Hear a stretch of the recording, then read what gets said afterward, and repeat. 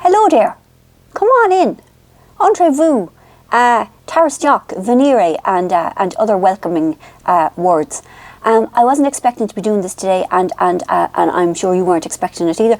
But you look at, I woke up and I felt like it, and we have to catch the ball on the hop. So, first of all, Happy New Year. Yes, it's still January. It's incredible.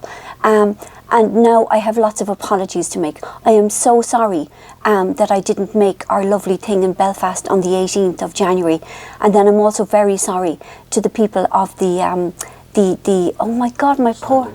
The Standard Issue, thank you. My head is not working well. I'll tell you about that in a minute. The Standard Issue podcast the following Monday, and other people that I have let down through this month. I was really, really sick. I had a very bad chest infection, and the last time I had a chest infection, it burgeoned and mutated. It upgraded, that's the word, it upgraded to pneumonia, and so I was told to be careful. But anyway, I felt so guilty and so ashamed of my bargain basement health. But anyway, I will make it up to the Belfast people and the Standard Issue podcast. I'm just really, really sorry. So a lot has happened since we've last chatted. It's 46 days since Dad died, and it feels like a million years. It feels like, I don't know, 7 years ago. It's so strange. Time has gone very odd, and I'm okay. And I'll tell you what is okay about this is that all my feelings are appropriate and correct. Do you know? Like, my great fear, we had about 2 bad weeks before he went, and my great fear during that time was that the shock of it would catapult me back into being stone mad again. And I'll tell you something, being mad is not for sissies. Being mad is really hard. It's a lot harder than people who haven't been mad might think. So I was afraid that I'd go mental again, and I haven't. Like, I've been all kinds of things. I have felt very sorrowful for, the last 10 years of Dad's life, and I have felt guilty that I wasn't a good enough daughter, and I have felt baffled by the whole thing of being alive and dying and where do people go to, and I felt physically exhausted, and other things like, I can't remember the words for things, like my memory is impacted, and I'm having bursts of kind of inappropriate rage, and I don't really get angry. I'm not like that anymore. But these are all and I can't sleep. But this is what's meant to happen. Like, when I was mad in the head, trying to describe those feelings was like, say if you discovered an entirely new colour, completely new, and you were trying to tell people what it was like, and you'd be saying, and they'd say, is it like red? And you go, no, it's the complete opposite of red. And they go, it's blue then. You go, no, it's the total opposite of blue as well. And it's not like yellow, and it's nothing like white, and it's absolutely nothing like black. Those feelings were what I had when I was mad in the head. And I'm just so feckin' grateful that I don't feel like that. And now and again I touch off them, and I think, oh fuck, because I really, really, really, really would not like to be feeling them again. So no, I'm grand, I'm normal, I'm, what's the word? Bereaved, grieving. And that's another thing, you think grieving is people crying the whole time. I never cry, like, I'm just not a crier. It's funny the things you remember. Like, Dad was really instrumental in me getting sober. Like he got me into the Rutland, and he had me on health insurance and all that sort of thing. But it's the small things that kind of make me feel.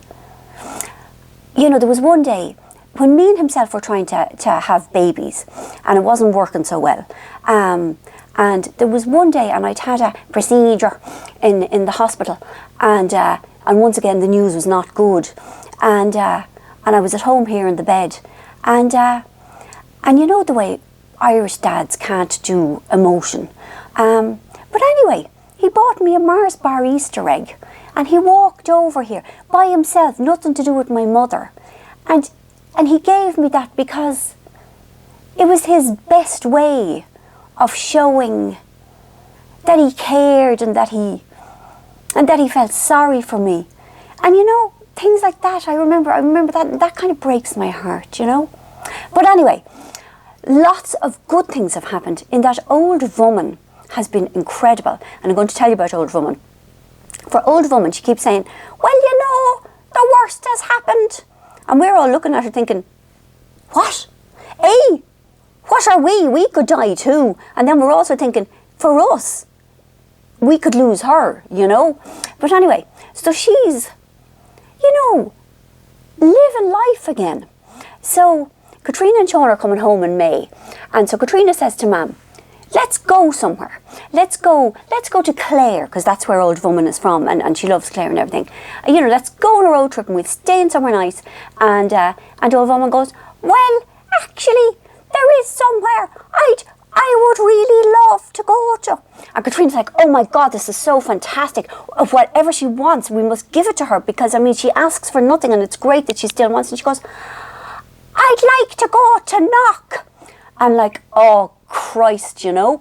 And so Katrina tells me, and I think, because me and himself, we're all going, like, and I thought, well, feck it, if we're going to Knock, we're going to stay somewhere nice. So I said to Katrina, right, so we'll stay in Ashford Castle, because that was the fanciest hotel in that part of the world I could think of. And then you see, because old woman is very kind of abstemious with the money and all, you know, so I knew she'd go, no, we'll stay in Shrine View B&B in Knock. I don't know if there is one called that. There probably is. There's probably about 40 of them. And anyway, so the month's mind mass was on Sunday, and there was all these cousinses, you know, like, you know, that Mam would be in contact with, and they all kept saying, well, I believe you're staying in Ashford Castle. And I'm like, you know, because I had jokingly said it would be my treat. So anyway, and they kept saying it, and oh, haven't you the notions? Anyone else would be in Shrine View B&B, eight beds to the room. But no, ye have to stay in Ashford Castle. So anyway, yeah, we're going on a road trip and we're staying in Ashford Castle, financed by me. But if old woman wants it, old woman can have it. Now I'm going to tell you about Hannah, because Hannah has been my dose of, my injection of, is it dopamine, endorphins, all the happy things. She's just incredible. Now, she's very small. She's small for her age. And she is like a pink marshmallow with blue eyes. She's very pink and squashy and small and sweet. Like a marshmallow, but with blue eyes and very pale blonde hair. And she is always in great form. And I told you before that she's incredibly flexible. Excuse me. Like, you'd be talking to her and like she'd have her foot like this. You know, like she can do anything. She's like a person, she will represent Ireland in the gymnastics and win everything. She'd be like that lovely girl who does, you know, you've seen the video online, who does all the twirling and she's amazing. Hannah would be like her, only, I'm sorry, miles better. And so Hannah sits on the floor and she crosses her legs like somebody who has been doing yoga for 4,017 years. So yes, Hannah is remarkably flexible, and so she sits on the floor with her little legs crossed and being very lotus position-y. And then, because she's really happy to see me, she goes like this, she goes, yay! And then I go, yay! And then she goes, and she does the two things together. She goes, yay! And then I go, yay! And we do that at each other for hours. And then we go, whoa! For hours. And then we go, for hours. So I do like this, I go, and then she looks at me and she goes, and then I look at her and I go, and then she looks at me and she goes, and it's just fantastic fun, you know, and she's just remarkably present. She looks into your eyes. She is so there. You know, I've known a lot of babies in my time, and she is really, really remarkably lovely. And then she was there on Sunday with Emma at the other end of the scale, who was 18, who is also just the most beautiful person. And I have lovely nieces. That's kind of really all. So yeah, you know, life goes on and there's a lot to love and there's a lot of lovely people, and you've all been really, really, really incredibly nice to me. Now, I have to tell you something, and I am afeared that I will use up all your goodwill with me. Please forgive me for this. Next week, I am going away. Now, it is work, but it is the jammiest work that I have ever been offered. I am going on the Queen Mary cruise ship. Do you know it? It's like the QE2, only it's not, but the same, you know, same company, big, Cunard. And I will be working on said cruise ship, giving talks and doing Q&A sessions and that sort of thing. And I'm really sorry about this. I get on in Thailand. I get off in Hong Kong. In between, I visit Singapore and Malaysia and Vietnam. And I am the jammiest yoke on the planet. And you know, I often complain about work and say, yes, it sounds lovely, but it won't be. I'm sorry, this sounds lovely, and it will be. And please forgive me. What can I say? Jammy. But I will pay it forward in any way I can, or pay it back, or, you know. So at the moment I'm in a kind of a, what would you call it, a panic. I'm panic ordering dresses because it'll be smart. Do you know, you'll have to dress up for dinner in the evening, like, you know, and like the most charitable way of describing my look would be individual. But there are far more less charitable and more accurate ways of describing my look, which is kind of, what the fuck? What you wearing now? So I'm trying to be smart. Luckily I have himself, who always, well, he doesn't always look smart. When he's climbing up the side of a mountain, he doesn't look smart. But he can wear a suit and look very what's the word I'm looking for? Smart. Presentable, you know, respectable. Yeah. But I will do another short film before I go, and I will try and do short films from where I am, you know, so that you can be part of it in a way, even though I know that probably sounds incredibly frustratingly patronising, because how can you be part of it if I am buying knockoff handbags in Thailand and you're in the cold in February? And I apologise, I did not mean to offend you. Anyway, it's lovely to be talking to you again.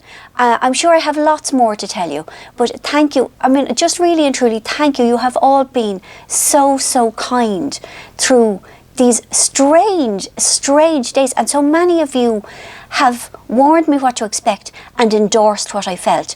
And I mean, for any human being in distress, for another human being to say, I see you and it's all normal, that's, you know, that's priceless. Thank you very much.